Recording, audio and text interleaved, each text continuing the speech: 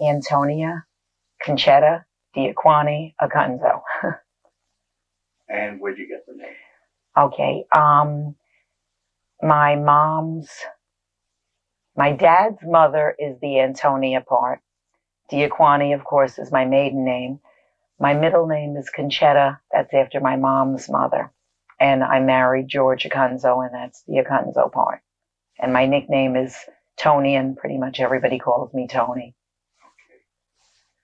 Your current family situation, Toni, is what?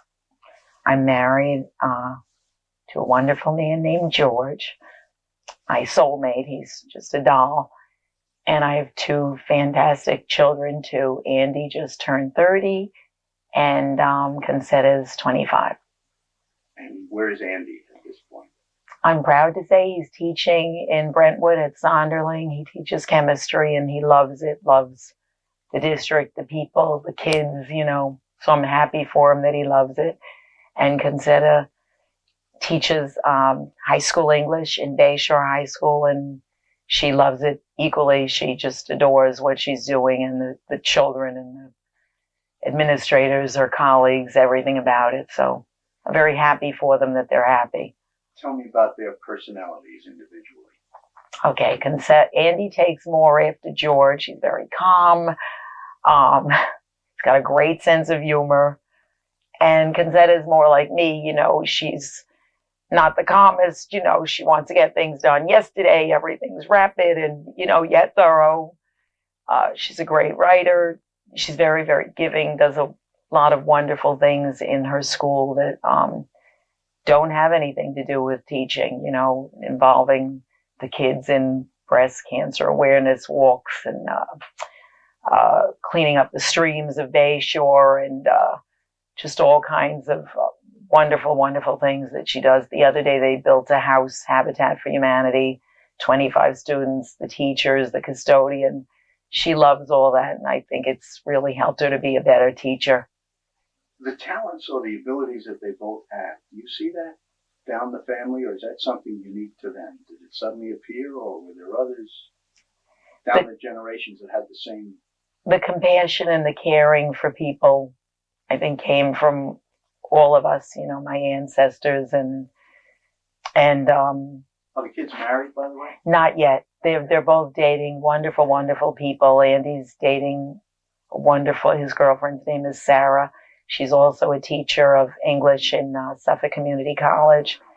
And Concetta is dating Brian, a wonderful, wonderful person too. And he's a doctor. He's a resident right now at LIJ. And we've gotten to know it. We've known him for a long time. So we were thrilled to see him go through medical school and work hard. And he'll just be the kindest, most wonderful doctor. So I feel that the medical profession's blessed to have him. Toni, you mentioned you were born upstate. Yes, I was born actually in New Rochelle, New York, which is in lower Westchester County. Lived in Mount Vernon. And we moved up to Brewster when I was 8, but Dad bought the lots when I was younger. So we actually used to go back and forth to Brewster from when maybe I was 5. Brewster's in Putnam County. Mm-hmm. And did you mention when you were born? 1948, June 1948 in New Rochelle Hospital in Westchester County. Now, I want to ask you a little bit about your parents at this point, because 1948 was right after the war. Was your father in the service? He wanted to be, but he had a bad leg, so he couldn't be. He went for the physical, the whole thing, was going the next day, and they sent him home. Okay. I want you to talk a little bit about your dad. What did he do? What was his occupation? He was just the greatest carpenter that walked the earth, and he loved being a carpenter. Great man, very kind and very loving, and all for his family. And he came from wonderful people.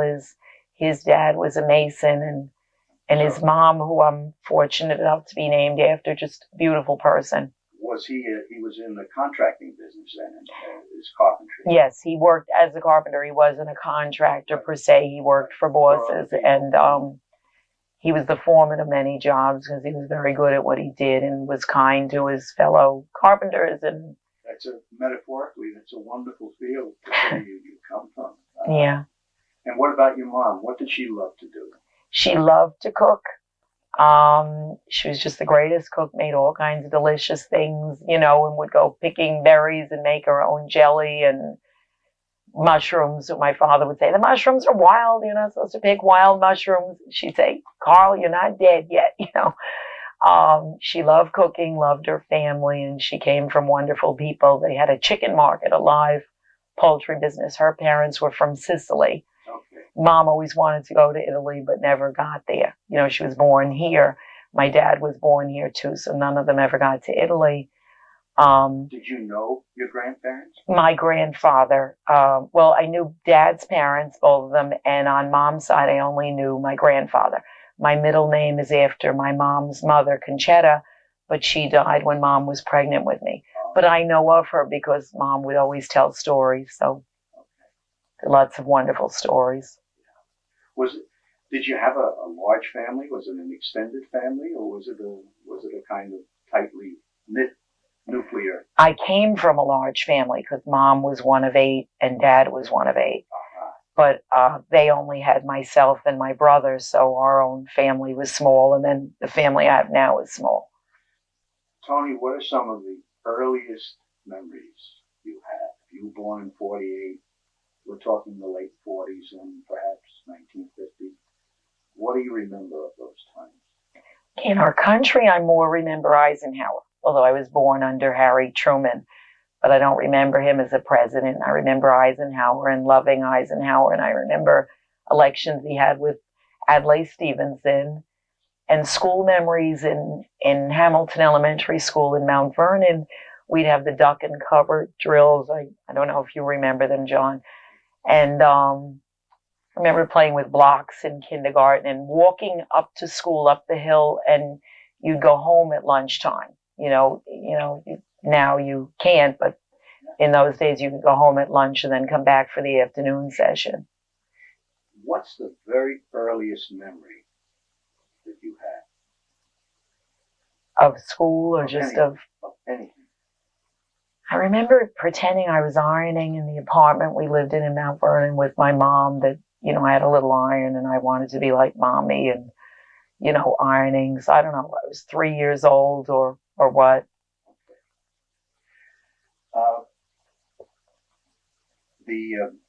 In your own family now, you came from a large extended family, but what about your own immediate nuclear family? Mother, father, yourself, and...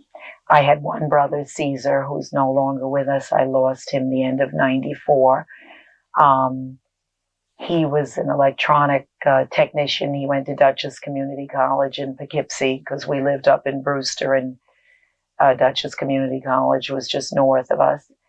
And worked with Dad as a carpenter for many summers too, and he enjoyed that. He's just a great guy.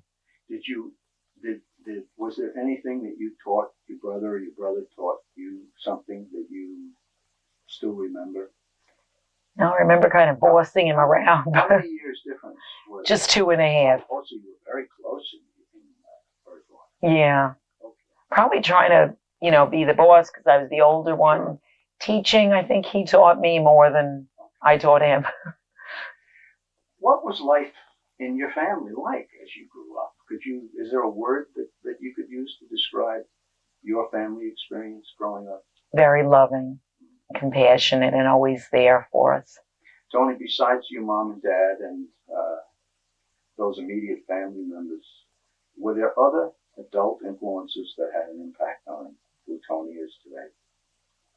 Yes, grandparents. My grandfather had a candy store in Mount Vernon, and we loved going there because you could get all the candy and ice cream you wanted, and he was just nice. I remember him on holidays, the kids in the neighborhood would ring the bell, and they'd call him Chazine. It was for Caesar. And he'd go open the store. I mean, now no one would do that, ring your house bell, and he'd go down and open the store and get them a bag of kisses or whatever. He was just very kind that way.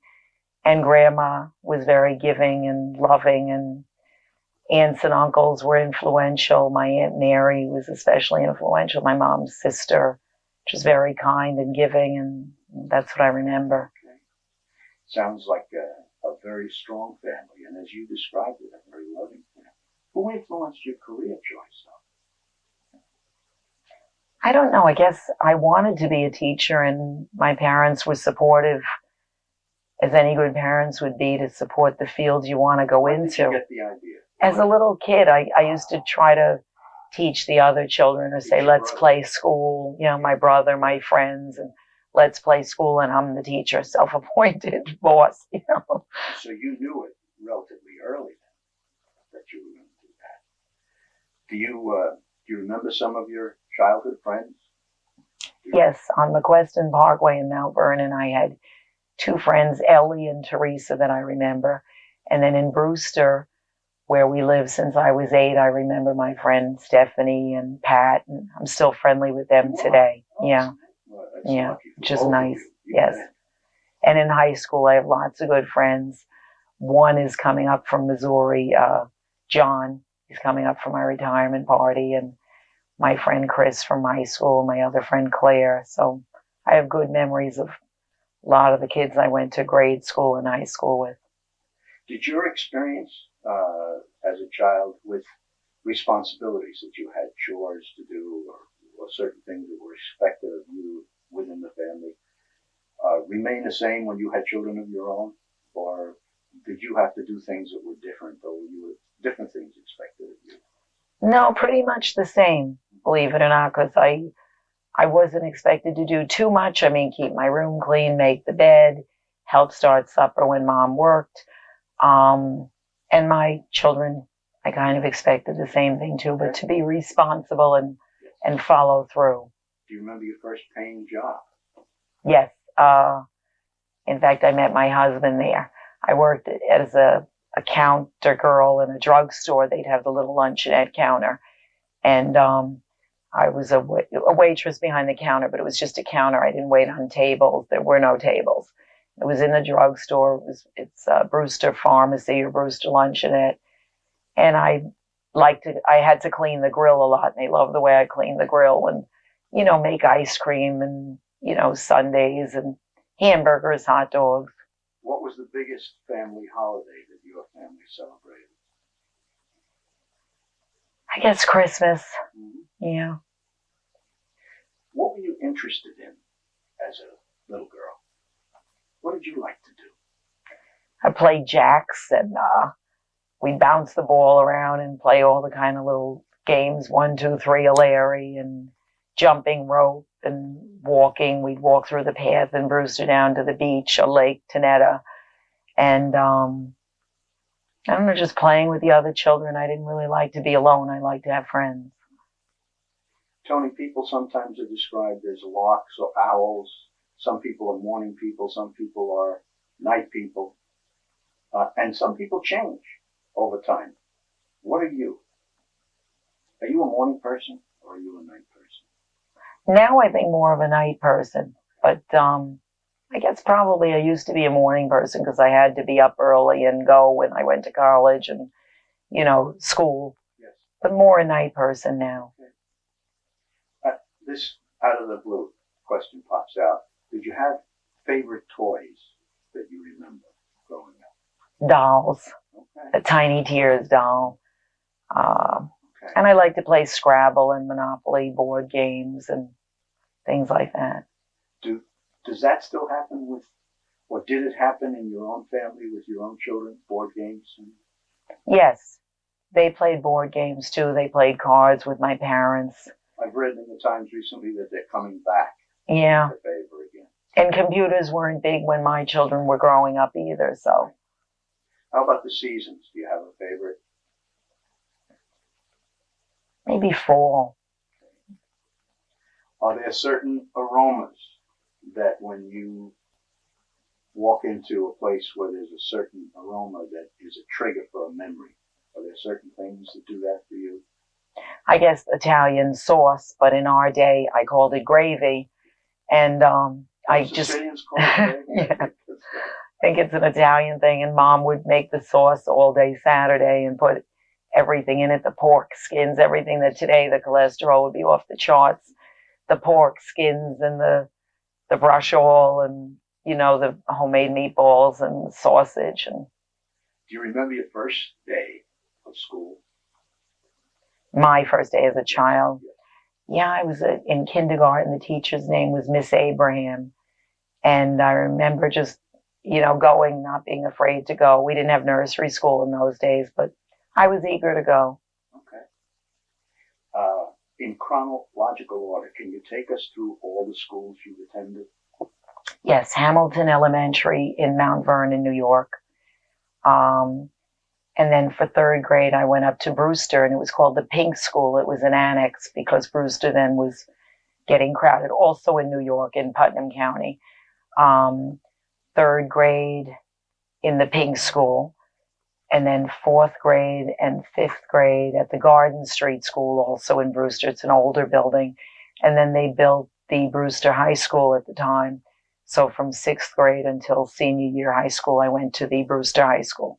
And now I think it's a middle school in Brewster. It's not the school I attended as a high school. There's another high school there now, but it's called a middle school where I went, but it was a high school then. Where did you do your undergraduate work? Danbury College. The first year was called Danbury College. Then it was called Western Connecticut State College. And now it's Western Connecticut State University. And did you continue higher education when you eventually got involved in your career? Yes, with teaching, because we, to be permanently certified, we were required to receive a master's or its equivalent in those days. I guess it was 30 credits beyond. So I got a master's at C.W. Post, Long Island University out here. And that ended the formal aspect of your education. Yes. At C.W. Post. Yes. You've already mentioned a couple of teachers. You remembered your kindergarten teacher. Do you remember any other teachers throughout your elementary grades? Yeah, I remember them all, and especially influential was a Mr. Schmidt, 7th and 8th grade science. He demanded a lot of us and expected us to be the best we could be and to treat each other with respect. So I really remember him. How about favorite subjects while you were? Math was always a favorite. Did you have a least favorite subject? Science. Okay. I know you have a son who is a chemistry teacher. Yes, see? Now, what year marked your first year in Brentwood? 1970. How did you hear about Brentwood? What brought you here? Why Brentwood? Okay, my husband, he was also from Brewster. We got married June of 70. But September of 69, he taught he was offered a job out in Long Island at Holy Family Diocesan High School. It's now St. Anthony's. And he liked it, so he took the job in Long Island in September of 69. So we got married July of 70, so I knew I'd have to relocate, and I applied for jobs in Long Island. And a professor at the time, Mr. Berenson, at Western Connecticut State College, said apply to Brentwood. They give a lot of grants and they're hiring. And so I applied to Brentwood, and that's how I ended up here. When I had the interview, I liked Mr. Levito, who interviewed me, and he offered me a job in May of 70, and the rest is history. Do you remember any of the questions that took place during the interview? I remember one that I didn't know the answer to, and it was something about the math publisher I used when I was student teaching.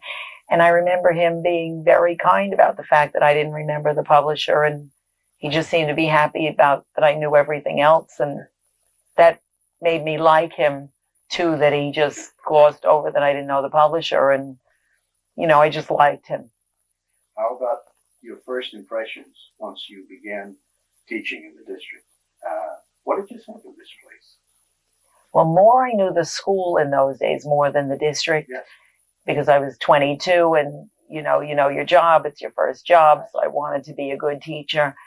And basically my boss, my colleagues, they were all wonderful people, and that's what I remember, and everybody helped one another. You remember the feeling that you had, just the tone of the building, I guess.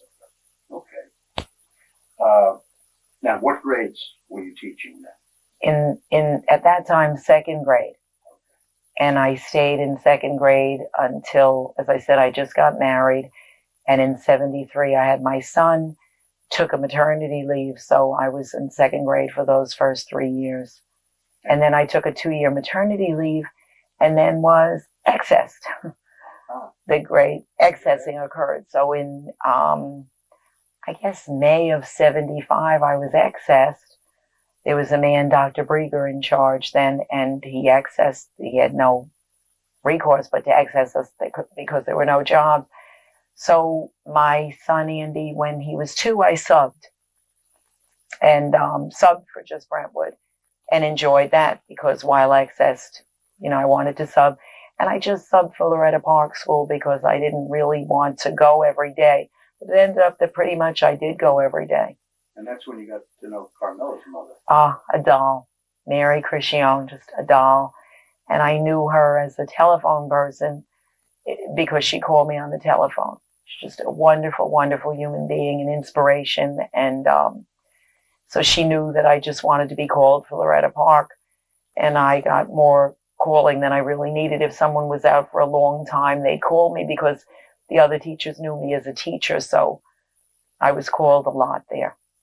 Were there any other classes that you taught them besides second grade? When you subbed for everything, the whole gamut. And then I think they were putting into place math labs, so I'd sub even for one teacher who had kindergarten and any afternoon math lab.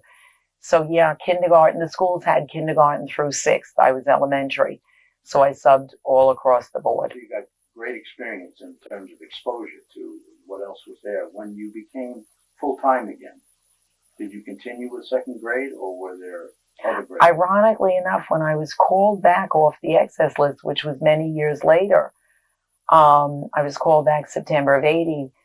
I was called back for Hemlock Park for Joseph Graff, another wonderful human being who passed away a few years ago, I think 2 years ago. But ironically enough, that was second grade too. And after that, after working with Joe for a few years, they accessed again. So I went out to William Floyd and taught third grade for a few years while I was on hiatus from Brentwood. So I taught for 2 years full time at William Floyd. And for third grade, I taught out there and then came back to Brentwood when our full day kindergarten program was implemented. Wow, you had certainly, those were rough years when jobs were not as plentiful, and you got bounced around quite a bit. And when I subbed, I subbed for some very good people too. Judy Butenkamp, who now just retired, long-term Diana Robbins, who is now deceased, who was also a mentor, but in 70 when I started, they didn't call them mentors, but she taught me all the tricks of the trade, so to speak. And also Roseanne DiPietro, I subbed for her, and she's now deceased too, died of cancer. Another wonderful human being. Some people might have been discouraged by the being accessed all the time and just left and gone somewhere else, but you left the door open to come back to Brentwood. Yes, the subbing was wonderful, kept me in touch with my profession and also in touch with my family. Like I could say no if if Andy was having adenoid surgery or whatever, I could say no and not feel as badly about not subbing for that week or whatever. So the subbing in a way was the best of both worlds because it enabled me to be with my family too. And also I didn't know at the time, but it kept me in the retirement system. When you're young, you're not thinking of retirement, but the system never threw me out because I didn't resign. It's hard to say what the best kind of preparation for teaching should be or could be. Obviously, you were trained to be a teacher. Did the training you got at that time prepare you for what you had to do when you came into the classroom? Yes, it was excellent training because I was fortunate enough to have some good professors who felt that you should be human and caring and listen to the children. And so I was blessed to have them. They just weren't interested in the book learning. They wanted you to impart the whole child, the affective domain and the cognitive domain. Which brings me to another question that I think is key. You had a job description when you were teaching, but beyond the official district definition of your purpose for employment, you had your own reason. for coming into the classroom every day. You had your own purpose. Can you put it into words, Toni? Have you ever tried to articulate what it was that made you stay with classroom teaching and working with children?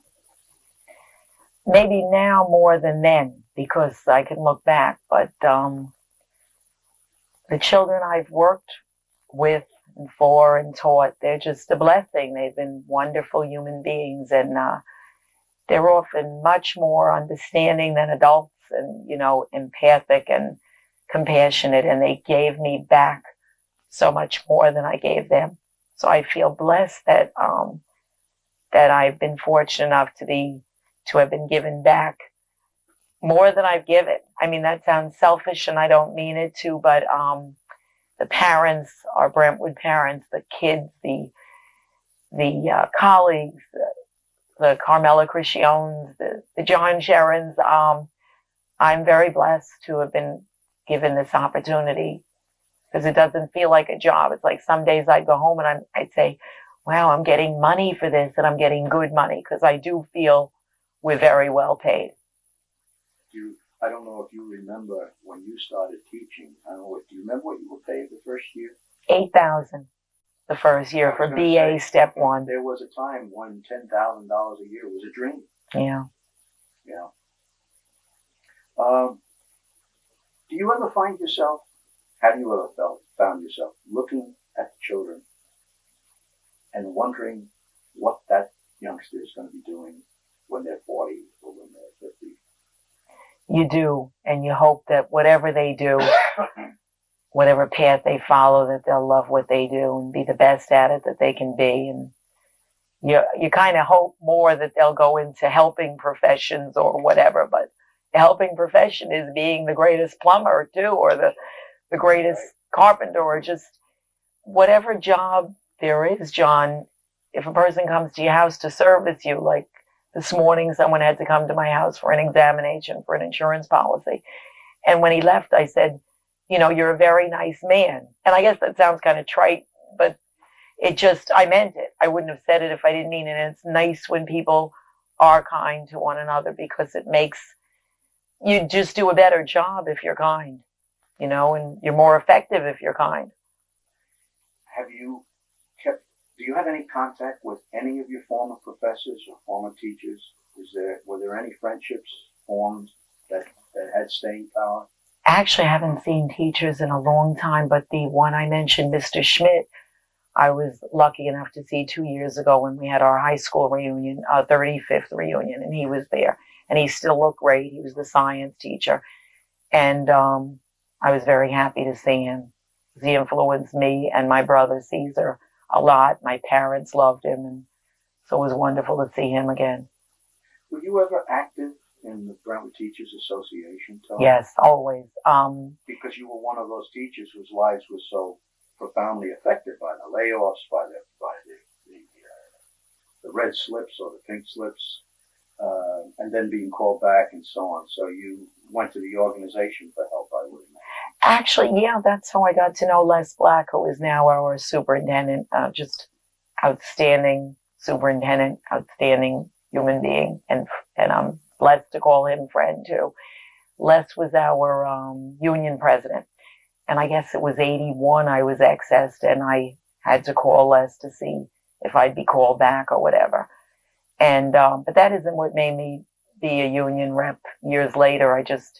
We also are very unique in the sense that we've got a great school board, a great union, a great administration, and everybody works together. So we're unique that way. So you wanted to serve your union because then you knew you'd be serving everybody, and that the board and administration would appreciate what you did rather than think of you as union and the other side of the coin, because we just never were. So I enjoyed working in the union for those reasons. You mentioned you were a representative. Does that mean a building rep? You were a building Yeah, I wasn't chief rep, but I was delegate. A delegate. Yeah. There must have been some characters that you've met over the years. I call them lovable characters. Do you want to Do you want to go down memory lane and mention any Students or? Well, I guess both, but I was thinking of colleagues or friends, people that you worked with that were characters, or that you have funny stories. Character, Lenny Charnoff. I worked with him back at Loretta. I started in 70, I think Lenny started in 67. And Lenny was a character. And any of my Loretta Park colleagues watching this will laugh and agree. Lenny was a character. Great teacher, unconventional, methods. Do you have a story? We played Scully, I think he called it Scully, with the kids with bottle caps. When I subbed for him, you couldn't find the desk. I'd laugh and say to Mary, Carmela's mom, she'd say, "You're in for Lenny Charnoff today." And I'd say, "Oh, Mary, when I'm in for Lenny, I can't find the desk. When I'm in for Audrey Allgrove, she'll tell me what minute to use the facilities." And equally wonderful teachers. I'm not saying taking away from Audrey or Lenny for their methodology, but each of us are unique. So when I subbed, I had to, come in and fill in for people who, everybody's different. So that was quite an experience. Toni, this is your final year of service. You're planning to retire. What's going to be the official date of your retirement? I think June 27th is the last official day. June 27, 2003. How did you know that this was the time for you? Well, we get an incentive in our district of $25,000 bonus. And if you put in for your retirement, apply for it a year and a half ahead of the date, then you will get the additional $25,000. So that's what I did. I said, well, for me to get the incentive, I would have to go at 55, and hence that's June of 2003. Was there any kind of angst associated with that decision? Yes, because I love what I do, and all I know is being Toni teacher, so it's going to be difficult to leave that. Yeah. And to reinvent yourself. Yes, and goodbyes are very hard for me. And goodbyes are hard for everybody. So saying goodbye to a place I've loved and a job that I've loved is not going to be easy. Of all the things that you've accomplished, of all the lives that you've touched, that you're aware of, is there something that you can tell us in terms of being aware of an event or of a circumstance that you particularly feel good about, or you're particularly proud of? You mean in my teaching, or? Yeah, in the teaching and your professional accomplishments. Is there one thing you can point to, or one person, or one? I think the greatest thing is when the kids hug you and tell you they love you. Your students, I mean. And you really feel like they really do. They're not doing it to brown nose because they don't know enough, the young kids, to brown nose. So they really mean it. And they are, I don't know, my husband George was saying the other day that he heard that empathy is the absence of evil. And I just must have taught the most non-evil children through the years, because they are very empathic. And, something will happen, and some of the children I teach really come from situations that, I will never know. They come from very, very difficult situations and have seen things that I haven't seen. And yet they are more empathic than people who have maybe been fortunate enough to not come from where they've come. And I just marvel at how kind and loving the children are. My colleagues too, they'll help. I just feel very blessed to have worked for wonderful people and, to have taught such wonderful kids. Over the years that you've been in Brentwood, even though you left for a spell, you came back to Brentwood, you've seen the demographics change. You've seen the nature of your populations change, and the language groups. Mm-hmm. What can you tell me about how it has been like? Because I left teaching before this really began to happen. And I'm just wondering, what has it been like these last few years, working with so many different kinds of kids from so many different places with so many horrific experiences in some cases that they bring with them? I think it's been great. They teach you more than you could ever teach them. And I think it makes us better teachers. I think, you can't just talk about being multicultural. We live it. And the kids get along because they're in a situation where they are all together and they get along. And that's beautiful to see too. Everybody working together, helping one another and caring about one another. And I think, we're better teachers in Brentwood because of this. I think this is one of Brentwood's strengths, Yeah, Toni. I agree, John. If you had, this is a tough one. If you had your life to live over again, is there anything that you would do differently? Probably not as far as teaching or anything. I love my husband George, my children Andy and Concetta. So I'm blessed that I have them. I had a great mom and dad and family. If I could do it differently, I wish that my brother was still here with us, but he's not. So, I carry him in my heart, and I'm glad I had him till he was 44. I don't know whether you're a reader. I suspect you are, but I want you, for the sake of the librarians who ask us to ask this question too, an important book in your life. Important book. Gone with the Wind.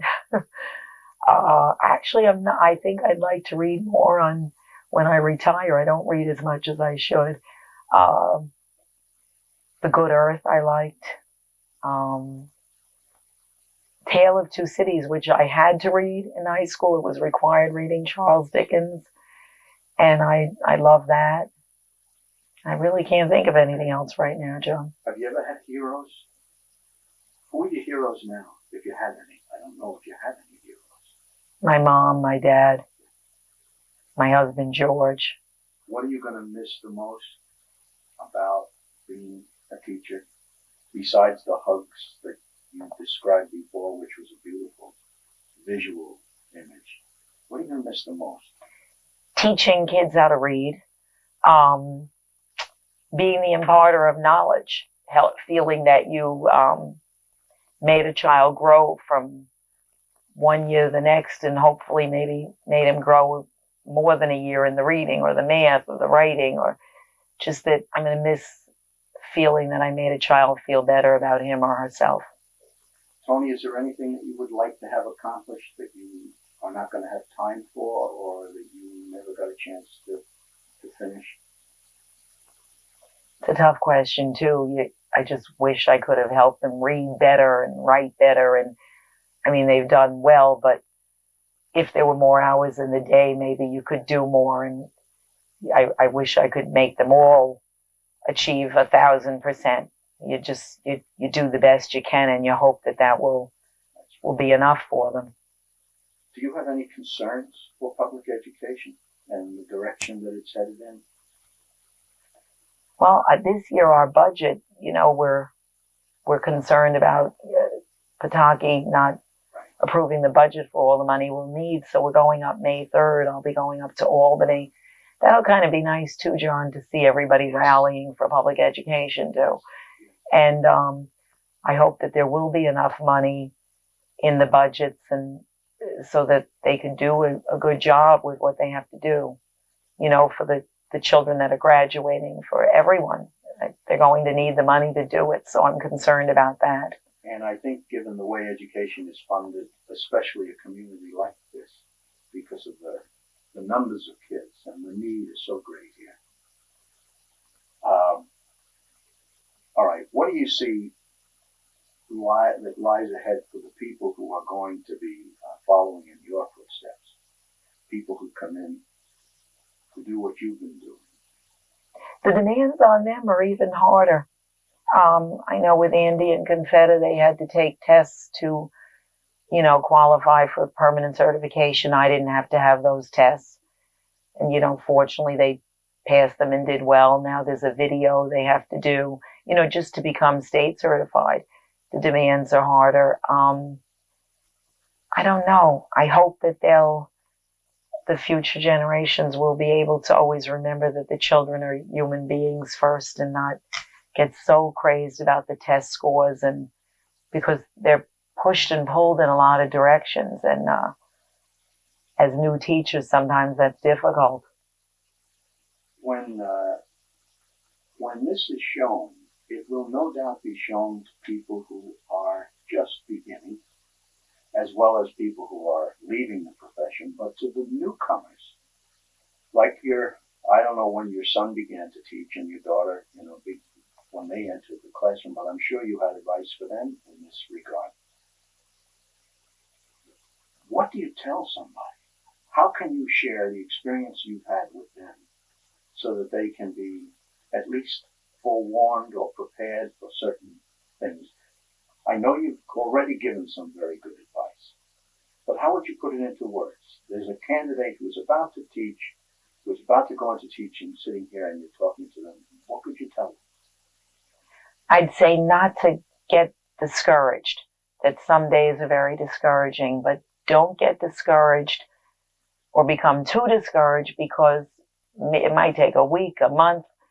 A light will go on and you'll find you reach that kid. He learned something even when you thought no one was listening, or maybe more than one of them learned something. And a lot of the new teachers now, they'll become very overwhelmed, and I'll tease them and I'll say, it will never get better. But I don't say it like to scare them. I just say, I'm doing this 33 years and it's still, you think you're finished with one thing and the mailbox is filled with other things to do. And it will never get better, but I don't say that to discourage them, just to let them know there's always work, but you will get it done. Write things down, write your appointments down. When you have a faculty meeting, write it on your calendar the day before, so you set your clock earlier. Try to make all the little routines for yourself to make that easier. Do whatever you can, give it your all, but know when you need a break too. And just to not become discouraged, because our job is so meaningful and is so important, and you're doing a better job than you think, but you may not think so at the time. And I can only say it in retrospect, and you hope that they'll believe you so they don't become too discouraged. And you work very, very hard your first year in teaching. Yes. Because there's so much to learn. Yes. Ironically, you're working just as hard your last year in the classroom. Yes, because we're contending with different things than I did in 1970, but that doesn't even really matter. You just should rise to the level of expected performance, and then beyond it, I feel. And I at least could say the same for the bosses I work for. They all do that. They work very, very hard, and they care about the kids. So that's nice to see. And as we said before we began taping, each one of us is perhaps the most important adult in some youngster's life. And we can never forget that. What have we forgotten to talk about, Toni? What is there that you wanted to get on the tape that we haven't touched on? Well, I'd like to thank George, my husband, who will be watching this, because he's been my soulmate, my best friend. And without him, I could not have been a great teacher. So I'd like to thank him. He'd always help me set up my classroom and always listen to my stories or complaints. Larry Berman used to say, I'd rather deal with George than deal with you. George wasn't working for him, but I'd say, Larry, after I'd have words with him or something, I'd go in the next day and I'd say, George said you were right. And of course, everybody likes hearing they're right. And he'd say, gee, I'd rather deal with George. My kids used to come in and help summers, and, they'd get a kick out of helping me set up when they were little, and even now that they're big. So Andy and Confetta have been wonderful too in helping me become a good teacher, and just respecting. I think you need to respect that a person wants to do a good job. So as family, if your family respects that and tries to enhance you, I'm just very grateful that they did and didn't feel I was giving too much to the job. Well, I would say that by their choice of careers, they've demonstrated how they feel about what they've learned from them. And that speaks very highly of you and of their family experience. Thank you. And Toni, I can't thank you enough for giving us the time of your life, busy as it is, because you are still active active and you're still teaching and will be for another, what, month and a half, 2 months? How many days? But nobody's counting, right? Probably less than 60. Thank you so much. Thank you, John. It's my honor and pleasure. Thank you.